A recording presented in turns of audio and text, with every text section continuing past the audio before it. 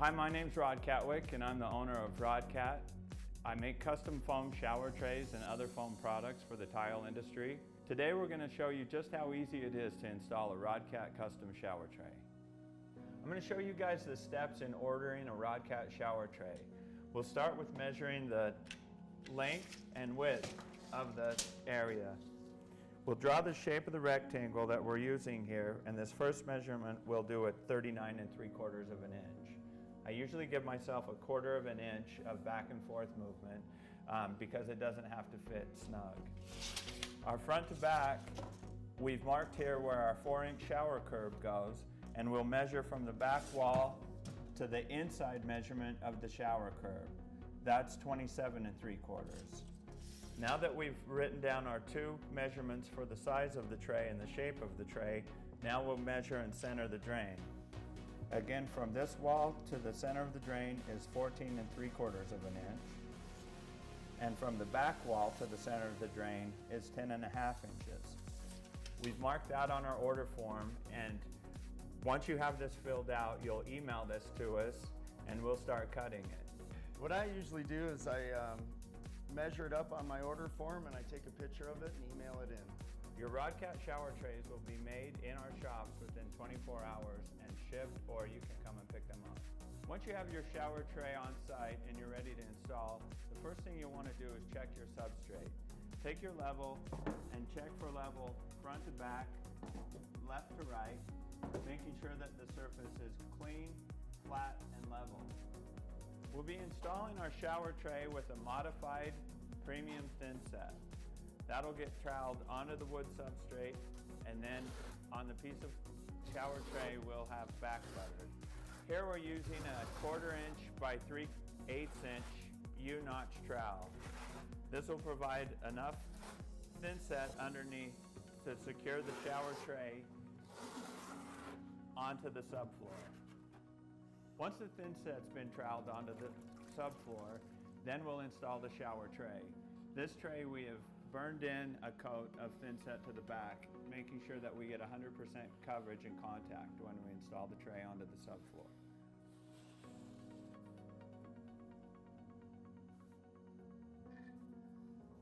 It's always a good idea to double check and make sure that your perimeters are level and you have proper slope going to the drain. To assure 100% contact with the subfloor, you can either stand on the foam and press it down, or with tools such as trowels, you can beat the tray down onto the subfloor. Next, we'll install the shower curb. Our shower curbs are sloped to give you a pitch to go back into the shower for drainage. We're marked and the arrows indicate the way it's sloped. You want those arrows going into the shower. Now that the tray and curb are installed, next we'll be installing the drain and waterproofing. Typically in our area, the plumbers have already installed the 3-piece drain. Those don't work for our foam shower floors because we're using a topical waterproofing, and in order to use a topical waterproofing and have the correct connection between the waterproof membrane and the shower tray, you need a bond flange, which isn't typical with a 3-piece drain.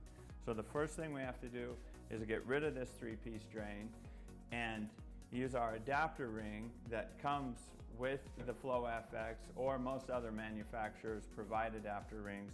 So now we can adapt the bond flange onto the existing 3-piece drain. What we're going to do now is show how to install the bond flange connecting ring. Each manufacturer in their drain kits will also provide installation instructions on how to do this. This is how it is for the FloFX. We're using a sealant.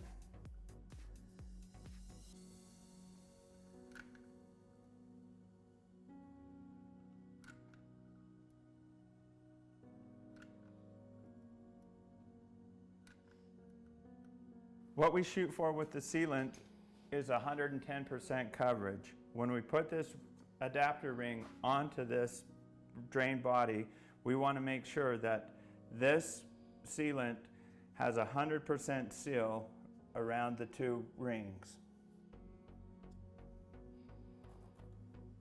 You'll want to tighten this like how you do lug nuts when changing a tire. You get all 4 bolts snug, and you'll see here by the way that the caulkings come out that we have 100% coverage going around that ring. Now we've got our thin set down to take our bond flange. We've also put some thin set on the back of the bond flange. And the good thing with these FloFX bond flanges is there are these mechanical anchors, so once the thin set's dried, you'll also have a mechanical bond. We'll take the ABS glue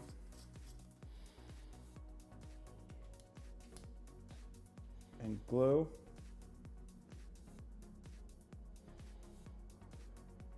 around the pipe, and then also glue around the outside of our bond flange.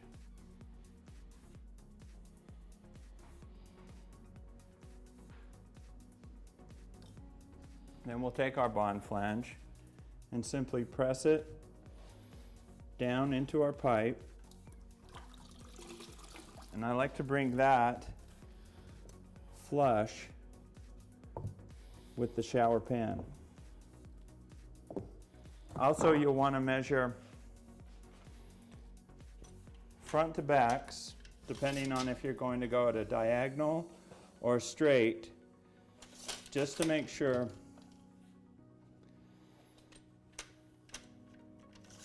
that you're running parallel with your walls.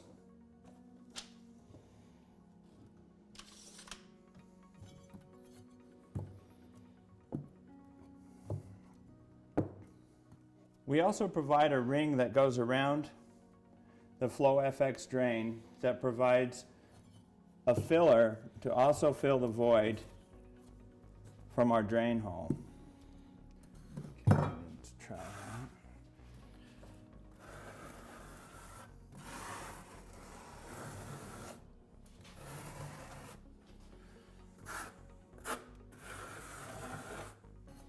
Again, you'll want to check and make sure that this drain is either flush or slightly lower than the perimeters of the shower floor.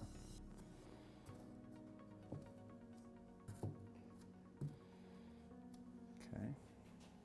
Our next step is to waterproof the shower tray. Our trays are made to where you can use any manufacturer's waterproofing. In this case, we're using Laticrete's Hydroband fabric. I'll be installing this sheet membrane with a modified thin set.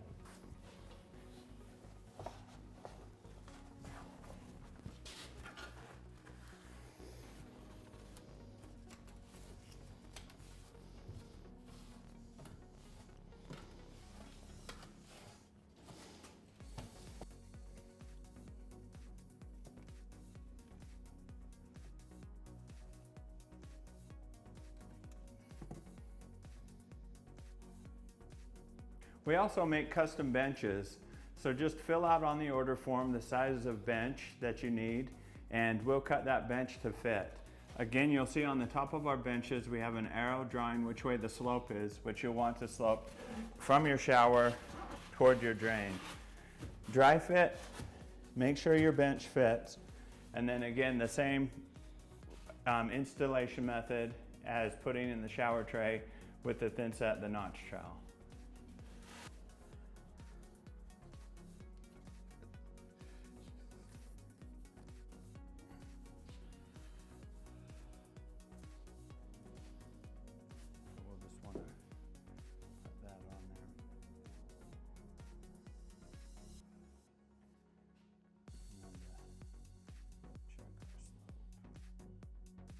We can cut any custom shape that you want for shower benches.